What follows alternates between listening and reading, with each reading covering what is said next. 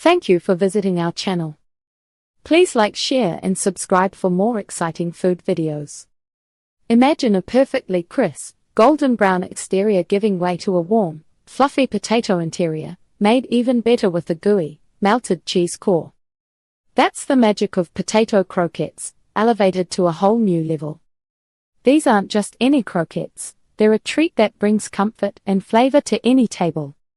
Potato croquettes with a rich cheese filling are incredibly versatile. They make an excellent appetizer for guests, a comforting side dish for your family dinner, or simply a satisfying snack any time of day. We're going to show you how to make these delightful bites right in your own kitchen. Foundation first, crafting the perfect potato base. The secret to amazing potato croquettes starts with the potatoes themselves. Think of the potato base as the canvas for your culinary masterpiece. A well-prepared base ensures your croquettes hold their shape, fry beautifully, and offer that satisfying melt-in-your-mouth texture. Let's explore how to get this crucial first step just right. Choosing the right potatoes, starch versus wax. Not all potatoes are created equal, especially when it comes to making croquettes. The type of potato you pick will directly impact the texture of your finished product. Understanding the difference between starchy and waxy varieties is key. Starchy potatoes. These potatoes, like russet or Idaho, are high in starch and low in moisture. When cooked, they become light, dry, and floury, perfect for absorbing butter and seasonings. This characteristic makes them ideal for croquettes because they produce a fluffy, airy mash that's easy to shape and less prone to becoming gummy. They also help create that desired crisp exterior. Waxy potatoes. Varieties such as Red Bliss or New potatoes have a lower starch content and higher moisture. They hold their shape well after cooking and have a firm, creamy texture. While great for salads or roasting, their moistness can lead to a dense, pasty croquette that might not brown as nicely. For our croquettes, we want that delightful soft interior, making starchy potatoes the clear winner. Boiling, mashing, and seasoning for success. Once you have the right potatoes, the next steps are all about preparation. Proper cooking and mashing are critical for a smooth, lump-free base that will make your croquettes shine. Prep the potatoes. Start by peeling your chosen starchy potatoes.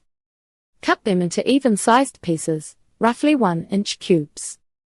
This ensures they cook evenly. Uneven pieces will result in some being overcooked and watery, while others are still hard. Boil or steam smartly. Place the potato pieces in a large pot. Cover them with cold water, adding about a teaspoon of salt. Bringing them to a boil with cold water helps them cook more uniformly. Alternatively, steaming is an excellent option as it prevents the potatoes from absorbing excess water, which could make your mash soggy. Cook until the potatoes are fork tender but not falling apart. Drain thoroughly. This step is incredibly important. Immediately drain the potatoes in a colander. For an even drier result, return them to the empty hot pot over low heat for a minute or two. Gently shake the pot to allow any remaining moisture to evaporate. This prevents a watery mash, which can make croquettes difficult to form. Achieve a smooth mash. For the best croquettes, aim for a completely smooth and lump-free mash. A potato ricer is your best friend here. Press the hot, dry potatoes through the ricer directly into a bowl. This method produces beautifully light and fluffy strands. If you don't have a ricer, a sturdy potato masher works too, but be careful not to overwork the potatoes, as this can make them gluey. Season for flavor. Once mashed, it's time to season. Add butter, salt, and freshly ground black pepper. A dash of nutmeg is a classic addition that adds a warm, subtle flavor. You can also mix in a little egg yolk at this stage. The egg yolk acts as a binder, helping the croquettes hold their shape better while adding richness. Mix everything gently until just combined. You want a consistent flavor throughout. The melty heart, selecting your cheese filling. After perfecting your potato base, the next exciting step is choosing the star of the show, the cheese filling. This is where you can truly transform your croquettes, adding a burst of flavor and that irresistible gooey center everyone loves. The right cheese, or combination of cheeses, will turn a simple croquette into a memorable bite. Cheese varieties and their melting magic. The world of cheese offers many delicious options. Each type brings unique qualities to your croquettes, from a sharp tang to a creamy stretch. Let's look at some excellent choices and what they offer. Mozzarella. This is a classic for a reason. Mozzarella offers an incredible stretch and mild flavor. It creates that satisfying cheese pull when you break open a croquette. Its subtle taste makes it a great base when you want other flavors to shine through. Cheddar. For a more robust flavor, cheddar is a fantastic choice. From mild to sharp, cheddar adds a tangy kick that complements the fluffy potato. A medium or mild cheddar usually melts better and has a pleasant creaminess.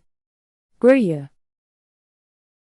If you're looking for sophistication, Gruyere delivers a nutty, earthy flavor with excellent melting properties. It's a wonderful addition if you want a more gourmet taste profile in your croquettes. Monterey Jack. Known for its smooth, buttery flavor and superior melt, Monterey Jack is a versatile option. It melts beautifully into a creamy layer and pairs well with many seasonings. Provolone. Similar to mozzarella but with a slightly sharper, tangier flavor, provolone melts smoothly. It can add a nice edge without overpowering the potato.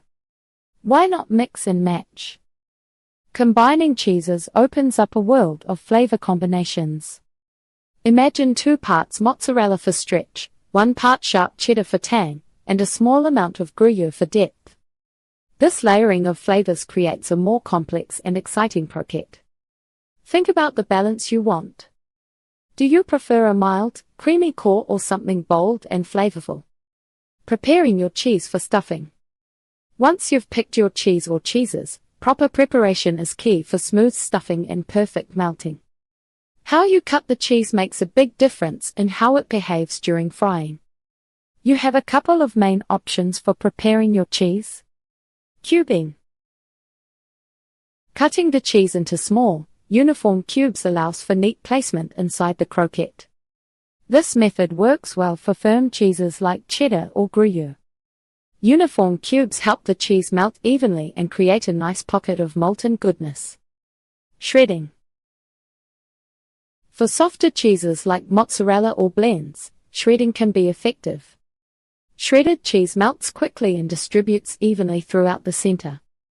If you shred, make sure the shreds are not too long, as they can be harder to manage when forming the croquettes.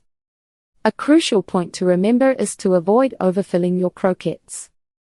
While a generous cheese center sounds appealing, too much cheese can cause problems. As the cheese melts and expands during frying, an overstuffed croquette is prone to blowouts.